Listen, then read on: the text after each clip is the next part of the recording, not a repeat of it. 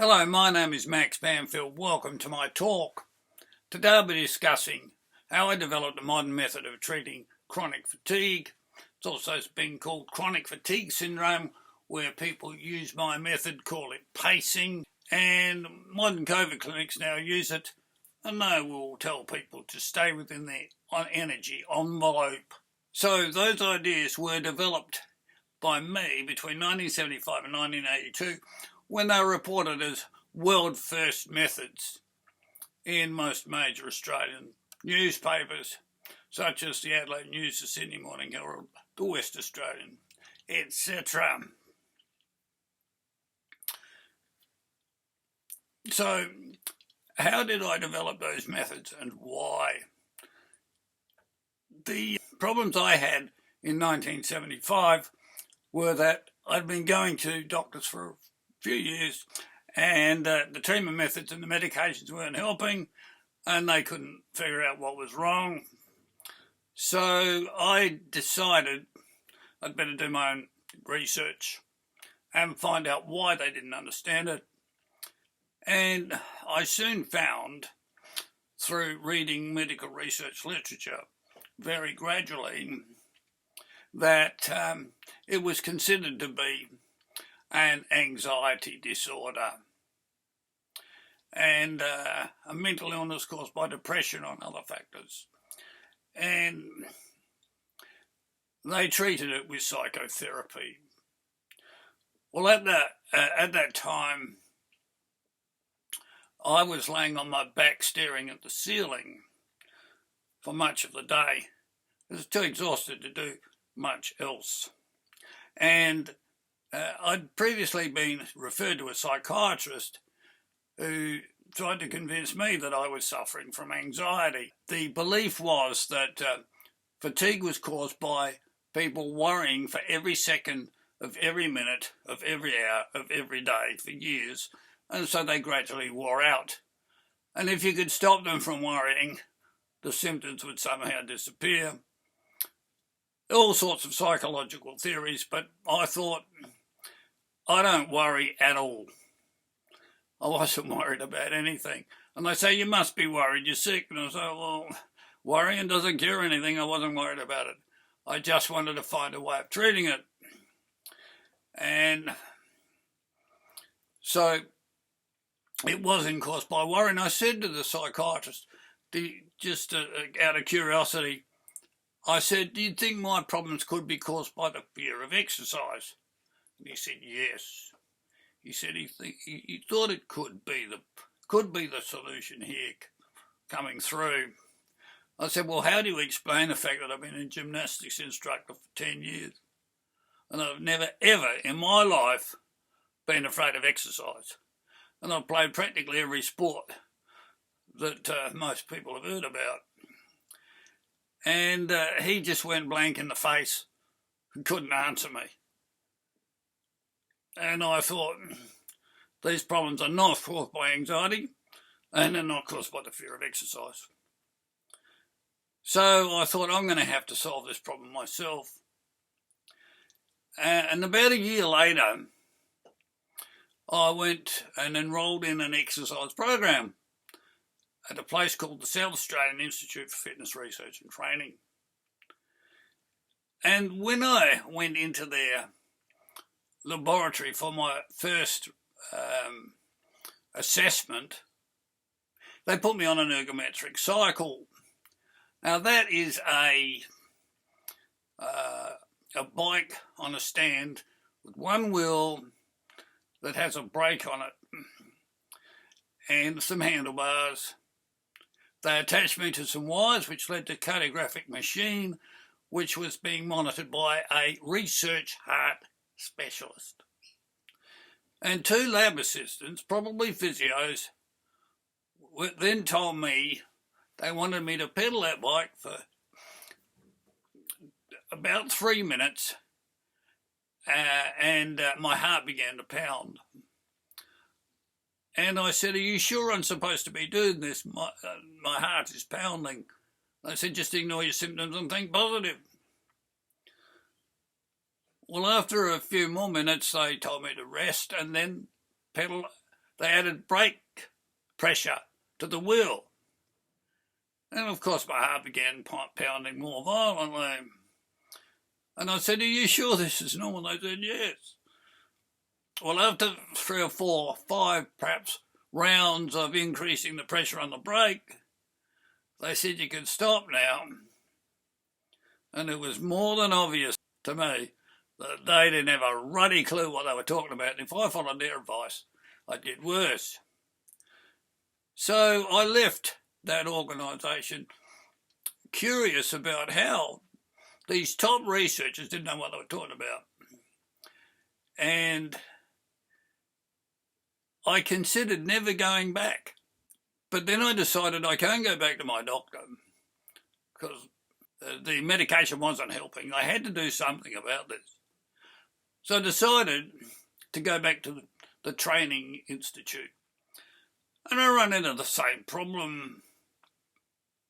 To give you an example, after doing some struggling through some light exercises, we were asked to go out onto an oval where there was a 400-yard track.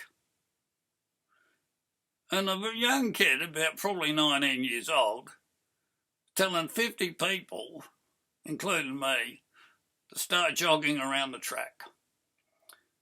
And when I ended up coming last after about 5 minutes, he said to me, "Got to catch up to the other runners or you'll never get well again." I know I'm a polite guy, but I looked at him as if he was stupid. I was struggling and I was coming last. I was so bad that when I was coming last, another man, I was 25, right, was 40 years old, overweight and asthmatic. And he dropped back to keep me company in last position. And I said to him, "Look, mate, you've come here to improve your health. And so have I. So you just go running on ahead. I'll be all right back here on my own." So he took off. That's what my starting point. And the instructor on the side never, ever again told me to run fast. Because if he did, I'd have walked out and never gone back. I ended up getting about 3/4 of the way around the first lap when the others had outlapped me and were going past the second time. And they completed that and continued on to the hall. And when I got back to the hall, after doing only 1 lap, they'd all changed and gone home. So that was the start. Now I had to continue in that manner very gradually. And I did for almost a year. And a lot of things went wrong, which I'm not going to go into details here. But I gradually developed the idea that there was definitely something physically wrong with me. It had nothing to do with mental factors, absolutely nothing. And that there were some limitations to my capacity. So if I exceeded them, I'd get worse. And if I stayed within them, I'd be able to continue. Now, that sounds like common sense and simple, but no one else in the world has been able to figure it out for 2,000 years. That means 10 million doctors couldn't figure it out, heart specialists couldn't figure it out. There was no other patient with chronic fatigue in that training. So it wasn't a simple idea. Nobody knew that people with chronic fatigue had limits. So nobody tried to stay within them. Well, I injured my knee and had to stop training after about a year. And 8 years later, a friend of mine told me he knew the head of the research institute where I trained. And he insisted I go and see him. So I did. And that person, the head of the institute, I said to him, "I know how to solve problems that the best researchers in the world can't solve. They think that the response to exercise is due to the fear of exercise, and all of their patients drop out of all their courses all around the world. and I know how to do it. And he said, I know you do. And I said, how do you know that?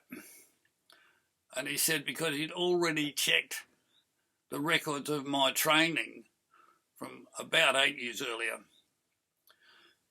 So I said, I can solve the problem easily. I'll write a set of instructions for your research cardiologists so that they can run a research project and confirm that what I did could help a lot of other people.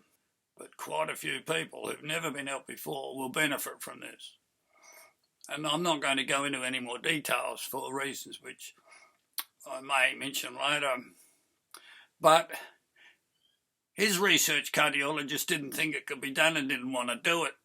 So then he said, why don't you do it? Why don't you take charge of the research project? So I did. I didn't want to. I had a lot better things to do, solve my other problems. But I thought if I don't do it, no one else will figure this out for another 500 years. It was obvious from the literature. Nobody else knew what they were talking about. I might have written 1 million research papers on the psychological causes and given up the idea of looking at physical causes. I was the only one doing it. So he put me in charge. And within about a year, the world first success was reported in major newspapers throughout Australia. So about probably 20 years went by, and I wondered why I wasn't becoming rich and famous.